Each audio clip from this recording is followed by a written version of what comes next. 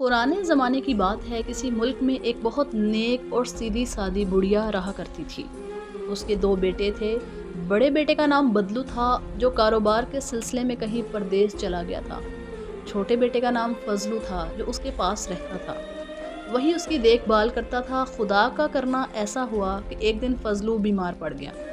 बहुत इलाज मुआवजा करवाया, लेकिन कुछ फ़ायदा ना हुआ और आखिरकार वो अल्लाह को प्यारा हो गया।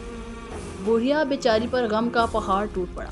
अब उसकी देखभाल करने वाला कोई न था। उसने अपने परदेसी बेटे बदलू को एक खत लिखा और अपनी हालत और फजलू की मौत की खबर पहुंचवाई।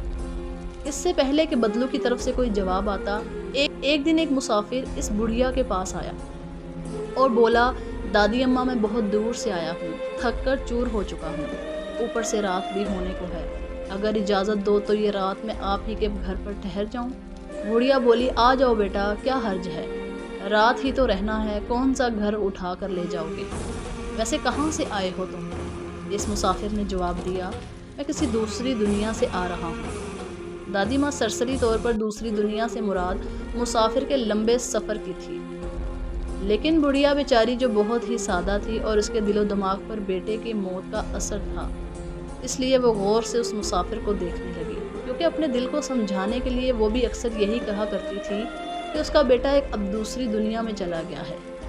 मुसाफिर की ज़ुबान से दूसरी दुनिया का नाम सुनकर फ़ौरन उसे अपने मरहूम बेटे की याद आ गई और एक सर्द आह भरकर बोली, बेटा, क्या तुम सचमुच दूसरी दुनिया से आ रहे हो?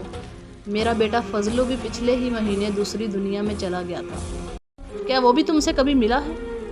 मुसाफिर जो नहायत ही चालाक था, वो बुढ़िया की सादगी को भांप गया और बोला, ओह, वो फजलू आपका बेटा है दादी अम्मा, मैं तो उसे अच्छी तरह से जानता हूँ, मैं और वो एक ही कोठरी में रहते थे, बहुत अच्छा लड़का है फजलू। बुढ़िया मुसाफिर के और भी करीब आकर बैठ गई और हसरत भरी नज़रों से उसकी तरफ देखते हुए पूछने लगी, कैसा है मेरा फजलू, क्या करता है वहाँ? मुसाफिर बोला, कुछ खास अच्छा नहीं है, अभी तो उसे कोई ढंग का काम भी नहीं मिला, बेचारा बकरियां चराया करता है।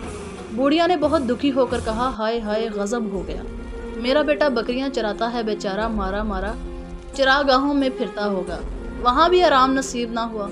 बेचारे को बुढ़िया के दुख में और भी इजाफा करने के लिए मुसाफिर ने कहा, बिल्कुल अम्मा, बेचारा सर झाड़ मुंह फाड़ मारा मारा फिरता है, कपड़े भी ताड़ ताड़ हो चुके हैं बेचारे के। ये सुनकर बुढ़िया का दिल भर आया। उसने उस मुसाफिर से पूछा, तुम कब वापस जाओगे? मुसाफिर ने जवाब दिया, माँ जी, परसों मुझे वहाँ पहुँचना है। बुढ़िया कहने लगी, तो फिर मेरा एक काम कर दो बेटा, मेरे पास 40 गज कपड़े का एक थान रखा है, तुम वो थान और कुछ रुपए मेरे फजलू को दे देना, और इसके साथ 50 रुपये नकद भी देती हूँ। मुसाफिर ने रात बड़े आराम से गुजारी और सुबह होते ही बुढ़िया का सफाया करके चलता बना। कुछ ही दिनों बाद बुढ़िया का बड़ा बेटा भी परदेश से वापस लौट आया।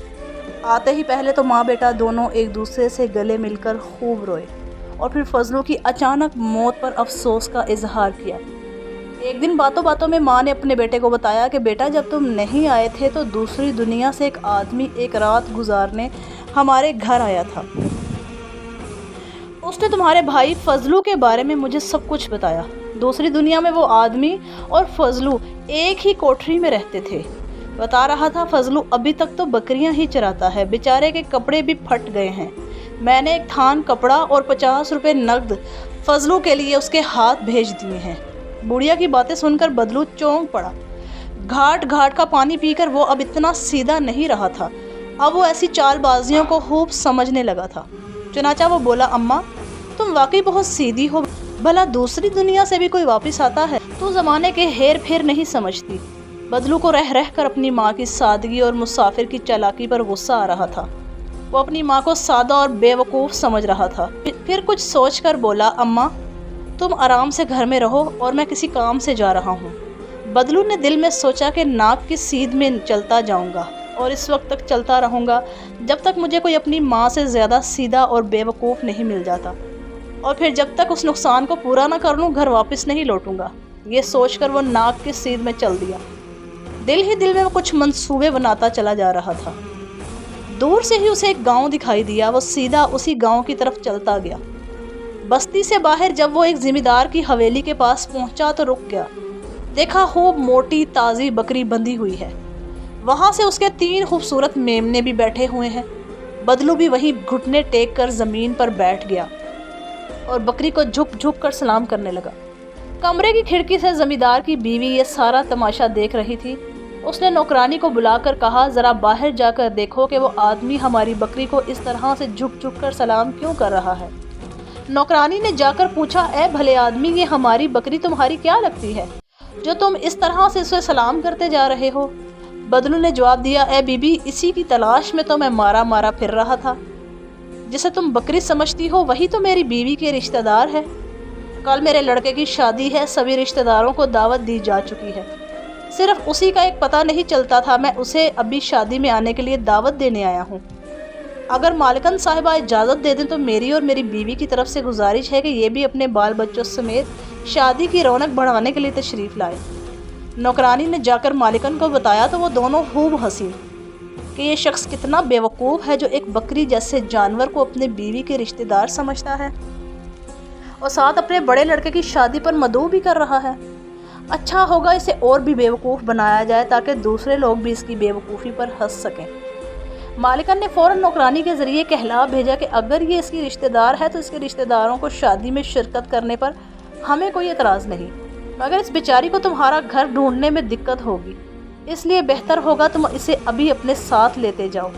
مالکن نے نوکرانی کو حکم دیا کہ وہ ہماری بکری صاحبہ اپنے رشتہ داروں کی شرکت میں تشریف لے جا رہی ہے، انہیں خوب سجا دو، سردی بہت زیادہ ہے، میرا وہ روئی دار کوٹ بھی انہیں پہنا دو، اسی طرح اس کے بچوں کو بھی اچھی طرح سے سجا دو، اور سنو، باہر جو گاڑی کھڑی ہے اس میں 2 گھوڑے اور جتوا دو، آخر اس کے رشتہ داروں کی شادی ہے، کوئی روز روز تھوڑی ہونی ہے، ذرا ڈھاک سے سوار ہو کر جائے گی۔ چنانچہ مالکن اور اس کی نوکرانی نے بکری اور اس کے میمنوں کو خوب سجایا اور گاڑی میں 2 گھوڑے جتوا کر بکری اور اس کے بچوں کو بڑی شان سے گاڑی میں بٹھایا اور لگام بدلو کے ہاتھ میں تھماتے ہوئے کہا، بھائی کوچوان تو گھر پر نہیں ہے، ہمت کر کے آپ خود ہی کوچوانی کرو، لیکن گاڑی ذرا دھیرے سے چلانا، ایسا نہ ہو ہماری بکری صاحبہ یا اس کے بچوں میں سے کسی کو چوٹ لگ جائے۔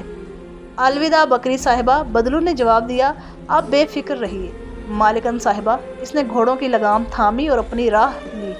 2 گھوڑوں کی گاڑی میں سجی ہوئی بکری یوں ودا ہو رہی تھی جیسے کوئی دلہن اپنے میکے سے ودا ہوتی ہے، اور بدلو اس ٹھاٹھ سے گاڑی ہانک رہا تھا جیسے کوئی دلہن کو لیے جا رہا ہو۔ یہ تماشا دیکھ کر مالکن اور اس کی نوکرانی کے ہنستے ہنستے پیٹ میں بل پڑ گئی۔ جب تک گاڑی ان کی نظروں سے اوجھل نہیں ہو گئی ان کی ہنسی نے رکنے کا نام نہیں لیا۔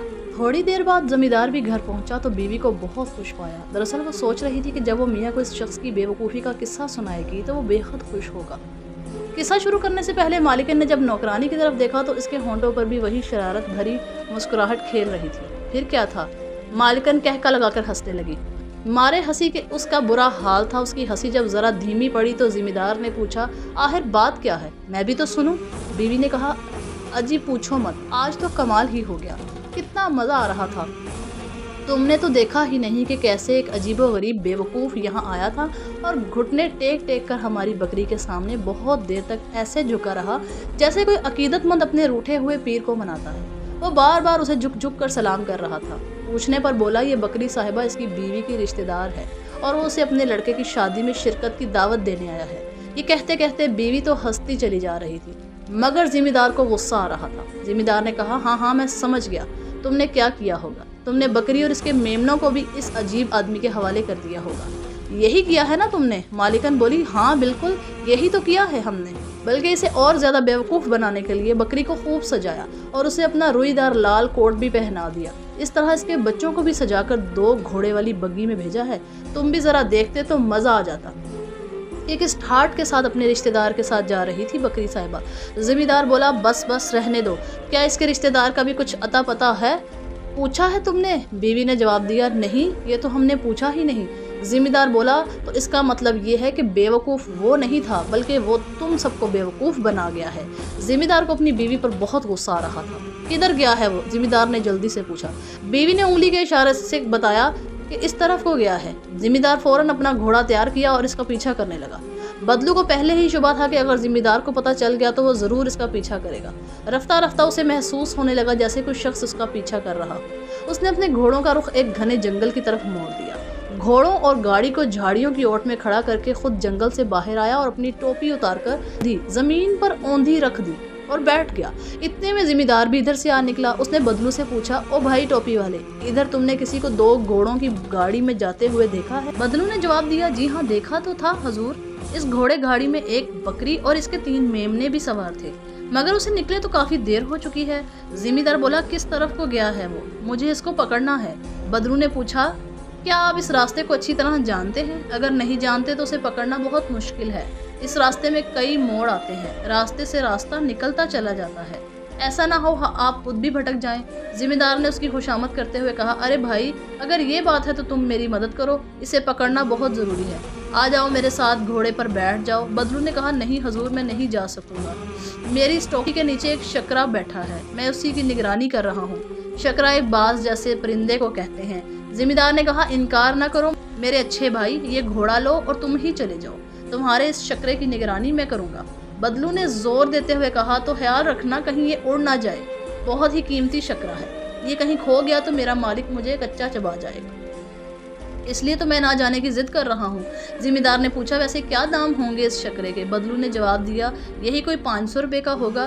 जिम्मेदार ने तसल्ली देते हुए कहा, तो फिर परवाह मत करो, अगर ये खो गया तो इतनी रकम मैं तुम्हें अदा कर दूंगा। बदलू ने बात बनते हुए देखा और कहा, सरकार जुबानी जमा खर्च से काम नहीं चलेगा, मुझे अपने मालिक से बहुत डर लगता है। जिम्मेदार ने अपनी जेब से हाथ डाला और रकम बदलू की तरफ बढ़ाते हुए कहा, अगर मेरी ज़बान पर एतबार नहीं तो ये 500 रुपये ज़मानत रख लो। बदलू ने रुपए लेकर जेब में डाले और उसी के घोड़े पर सवार होकर चलता बना और जमींदार साहब खाली टोपी की पहरादारी करते रहे। इंतजार करते करते घंटों बीत गए, लेकिन बदलू वापस ना लौटा। इंतजार की घड़ियां खत्म हुई। जिम्मेदार उकता गया, सोचा कि टोपी के नीचे तो देखें कि कुछ है भी या नहीं, अगर नहीं है तो बेकार का इंतजार करने से क्या फायदा। उसने टोपी को धीरे धीरे उठाना शुरू किया तो क्या देखता है कि वहाँ कुछ भी नहीं है। जिम्मेदार चिल्लाया, बदमाश कहीं का, लगता है ये वही शख्स था जिसने मेरी बीवी को भी बेवकूफ़ बनाया था। जिम्मेदार ने नफरत से ज़मीन पर थूका और घर की तरफ चल दिया। दूसरी तरफ बदलू भी 3 खूबसूरत घोड़े, एक बग्गी और 3 नन्हे नन्हे बच्चों वाली सेहतमंद बकरी के लेकर घर पहुंच चुका था। जाते ही अपनी माँ से बोला, अम्मा अब मैं हमेशा तुम्हारे पास रहूँगा। मैं तो समझता था कि एक तुम ही सीधी सादी हो, लेकिन देखा तो दुनिया में तुमसे भी ज़्यादा सीधे साधे लोग मौजूद हैं। दोस्तों ये कहानी आपको कैसी लगी? कमेंट्स में अपनी राय का इजहार ज़रूर कीजिएगा और हमारे चैनल को सब्सक्राइब करना मत भूलिएगा। वीडियो देखने का बहुत बहुत शुक्रिया।